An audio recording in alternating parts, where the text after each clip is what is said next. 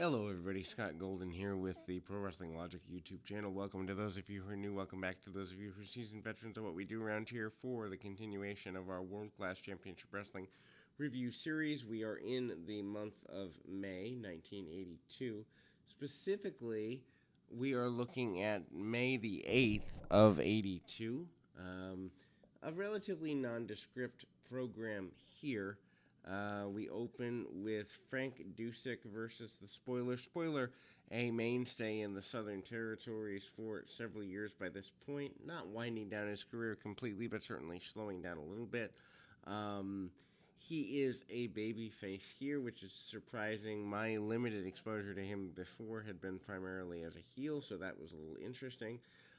We see Dusek take the majority of the early part of the match. They go about 5 minutes here. Caveats to that, though, the Spoiler does some mat wrestling that actually surprised me. Again, my exposure to him had been limited. And then uses the rope and does the rope walk. That's actually where the Undertaker got it from. He hits I guess, top rope strike, bouncing off the ropes, and then we see Dusek get what was a short-term pinfall. I say short-term because the referee catches him using the ropes for leverage. That leads to a continuation of the match. Referee restarts the match. We see only the leg part of a leg drop by the Spoiler, who gets the victory here. We then move into a very clunky tag team match as Bugsy McGraw and King Kong Bundy, who I believe, because of my head a bit here, but I believe are the tag team champions at the time, if not this week, the following week, against Al Madrill and Tom Shaft.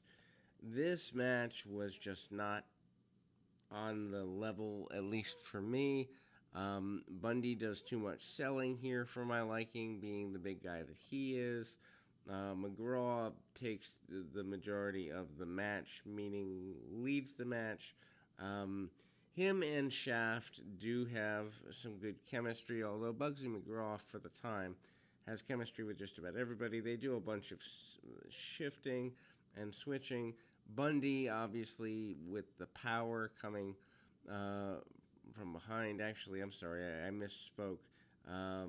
It is Ken Mantell that is the partner of Tom Shaft, not Al Madrill. For some reason, Al Madrill was in my brain. That's because I was looking at a segment or two down where he takes on Arman Hussein in a minute here. But anyhow, it's a slow plotting match, as to be expected. Bundy still is very green and should not be in the ring as much as he is. Mantell is the one to tag off. Shaft comes in, gets the comeback, headbutts, punches, kicks, and the like. This does not lead to a lot of good things for the team of the tandem represented by Hart and such are not in good shape here. Then we move into a situation where, let's see, I'm just going back to the finish here. Again, you see a lot of, there's a trip from the outside by Arman Hussein, who, it doesn't make sense to me that Arman Hussein is wrestling soon after this. Then they do the, I guess, what you'd call double butt spot, so to speak. I don't even know what to call it. Kind of a squashing bear hug type maneuver.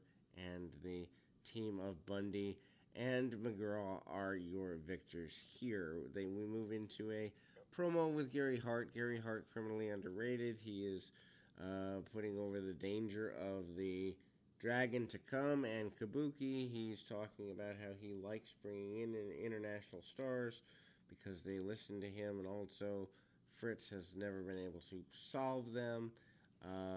That's kind of an interesting take that only he has, but it's worthwhile.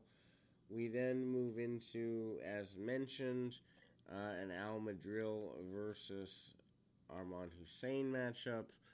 Um, Very basic match here. Again, I've mentioned before, I am not in any way an Al Madril fan. Just not a guy that's for me. Not a guy that I look at and go, I've got to see this guy. Match itself is extremely basic, punch kick mentality. Not that, in 1982 we get a lot more than that, but um, you know, Arman Hussein does his pre-match ritual with the flags and such. Does a lot of punch kick type stuff. Cheats wherever he can. Punches to the throat and the eyes, raking of the eyes, and all that. Madril hangs with him for a good bit. Madril is not afraid to. And here's the interesting thing, and this is a problem with today's wrestling, but it's a problem here.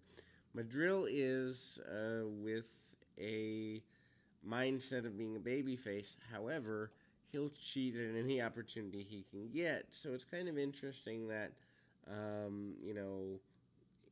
mean, the use of the closed fist and everything that way is just a big deal. We actually see a rolling senton attempted by Arman Hussein. That is not successful.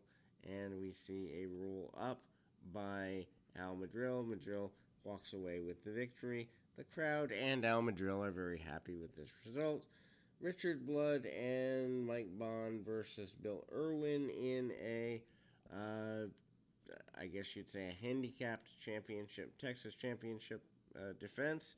Not quite sure why you'd throw two guys at the Texas champion, but they do.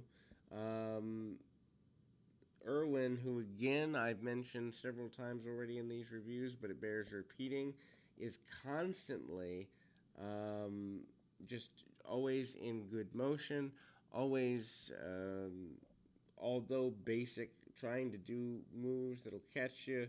He uses several suplexes in this match and defeats both guys rather handily. Surprised that in the Wild West of Texas, he wasn't a bigger babyface at this time. He gives his opponents of Richard Blood and Mike Bond enough that they look competitive, but even there, he walks away as certainly the stronger guy, the guy that everyone knows is the champion, and he disposes of them rather efficiently.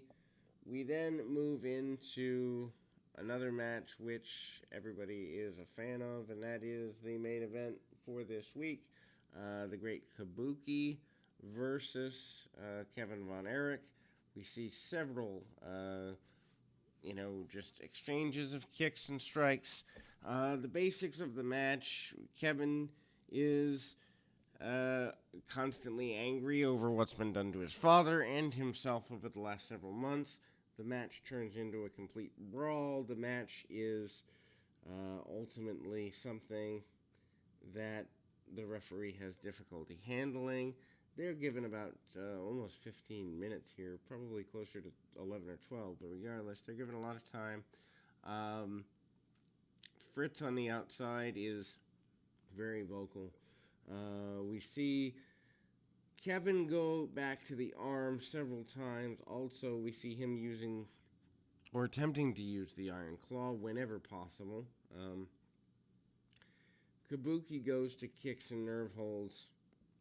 The match is very 50-50, but it's clear that both guys are top-level athletes in the sense that they don't really act intimidated of the other, meaning that when one is in control, the other looks to be in danger, and vice versa. Again, nerve holds and strikes from Kabuki throughout, which, I will give Kevin credit. He is a heck of a seller when in that position. The lethalness of the claw, I'll be honest, I don't fully understand it because I didn't grow up in Texas. So how something as simple as the claw could be a reason for matches to stop and people to be on their feet, consistently and constantly, I don't quite understand. Meanwhile, Gary Hart gets involved, Fritz gets involved. and the referee has to break them up, and nothing gets solved in the match. The match does continue, and um, the referee is back in. You know, Hart gets taken care of. Kabuki is continuing to use the nerve hold, and we see Kevin, who is amazing with this body scissors thing that he does, getting submissions and the like out of a body scissors.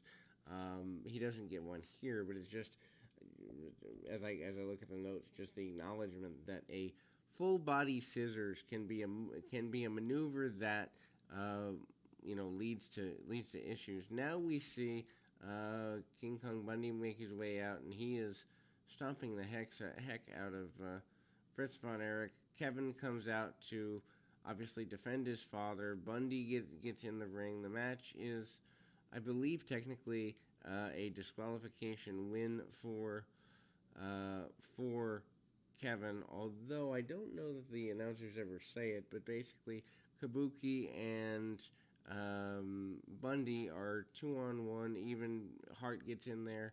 They're getting excess heat on Kevin, and Fritz finally gets back to his feet. He's cleaning house. Eventually, this goes to, in the summer, a Star Wars show where Fritz does a retirement match with Bundy. Actually looking forward to highlights of that. I think that'll be cool to see. I don't know that I've ever seen that before, but that'll close us out for this particular episode. Worth going out of your way to see if you like Von Erich, if you like early Bundy. These are things worth seeing, and the build to the dragon also a cool thing. So that's coming as well.